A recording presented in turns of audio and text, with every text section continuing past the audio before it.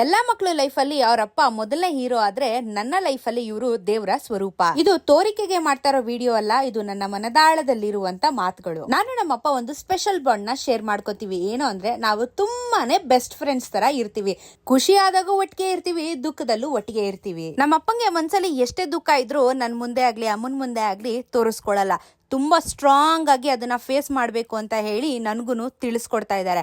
ಅವ್ರದ್ದೆಷ್ಟೇ personal time ಇರ್ಬೋದು, ಅದನ್ನೆಲ್ಲ ಬಿಟ್ಟು ನಾನು ಹುಷಾರಾಗಬೇಕು ಅಂತ ಅವ್ರು ಎಲ್ಲಾನು ತ್ಯಾಗ ಮಾಡಿ ನನ್ನೊಟ್ಟಿಗೆ ಬೆನ್ನೆಲುಬಾಗಿ ನಿಂತ್ಕೊಂಡಿದ್ದಾರೆ. ನನ್ನ ಲೈಫಲ್ಲಿ ನನ್ನ ಬಿಗ್ಗೆಸ್ಟ್ ಸ್ಟ್ರೆಂತ್ ಯಾರು ಅಂತ ಕೇಳಿದ್ರೆ ಅದು ನಮ್ಮ ಅಪ್ಪ ಅಂತಾನೆ ಹೇಳ್ತೀನಿ. ಬಿಕಾಸ್ ಅವರಿಂದಾನೆ ಇಷ್ಟೊಂದು ವಿಲ್ ಪವರ್, ಇಷ್ಟೊಂದು ಸ್ಟ್ರಾಂಗ್ ಆಗಿರೋದಕ್ಕೆ ಮುಖ್ಯವಾದ ಕಾರಣ. ಈ ತರನೂ ಒಂದ್ ದಿನ ಬರುತ್ತೆ ಅಂತ ಅನ್ಕೊಂಡಿರ್ಲಿಲ್ಲ. ಬೇರೆಯವರಾಗಿದ್ರೆ ಅಸಹ್ಯ ಮಾಡ್ಕೊಂಡಿರೋರು ಏನೋ ಗೊತ್ತಿಲ್ಲ. ನಾನು ಸರ್ಜರಿ ಆಗಿ ಕಾಲ್ ಮುರ್ಕೊಂಡು ಹಾಸ್ಪಿಟ್ಲಲ್ಲಿ ಮಲ್ಗಿರ್ಬೇಕಾದ್ರೆ ನಮ್ಮಪ್ಪ ನನ್ನ ಸ್ಯಾನಿಟರಿ ನ್ಯಾಪ್ಕಿನ್ ಕೂಡ ಚೇಂಜ್ ಮಾಡಿಬಿಟ್ರು.